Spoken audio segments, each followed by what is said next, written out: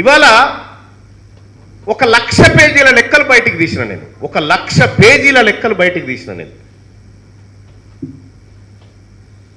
1871 దగ్గర నుంచి లెక్కలు తీసుకుంటూ వచ్చి కూర్చొని మాట్లాడి వాళ్ళ యూనివర్సిటీకి వచ్చి కూర్చుంటున్నా కూడా ఇక్కడ కూడా లెక్కలే గ్యాదర్ చేస్తున్నా నేను. అంటే ఇనిపోవడానికి కాదు, ఏదైనా చేయడానికే వచ్చిన నేను.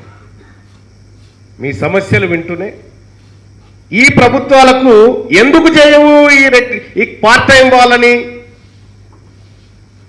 అవర్లీ బేస్డా ఇది ఎక్కడి కథ ఇది? పార్ట్ టైము, కాంట్రాక్టు, చాలా ఇది హారబుల్ థింగ్ ఇది. అయితే ఎందుకంటే ఒక ఎమ్మెల్సీగా నేను గెలిచిన 2,75,000 రూపాయల జీతమయ్యా నాకు. 2,75,000 రూపాయల జీతం. నా భార్య పిల్లలకి ఏమన్నా అయితే 1 కోటి రూపాయల దాకా మెడికల్ సపోర్టు, మళ్ళీ నేను తిరిగేటందుకు 50 లక్షలు గవర్నమెంట్ ఇచ్చి కారు కొనుక్కోమంటుంది, మళ్ళీ అలవెన్స్లు. అలాగా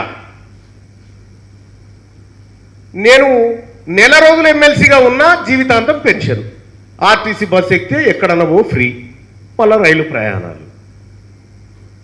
ఒక ఎమ్మెల్సీకి, ఒక ప్రజాప్రతినిధికి ఏం దక్కుతా ఉంది?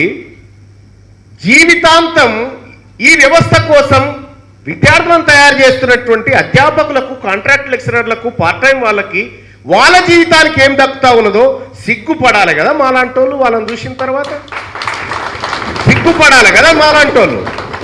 నేను పదే చెప్తా ఉన్నా కదా, మాకు కాదురా ఉండాల్సిన జీతాలు, మాకు కాదురా ఉండాల్సిన పెన్షన్లు, వీళ్ళకు ఉండాలని చెప్తా ఉన్నా. ఇది రద్దు చేయాలని చెప్తా ఉన్నా. మేము చెప్పినాం కదా, ఎన్నికల్లోకి వచ్చినప్పుడు ప్రజల కోసం ప్రాణాలు ఇస్తామని చెప్పినాం. ప్రాణాలు ఇచ్చేటోనికి ఎందుకయ్యా జీతాలు?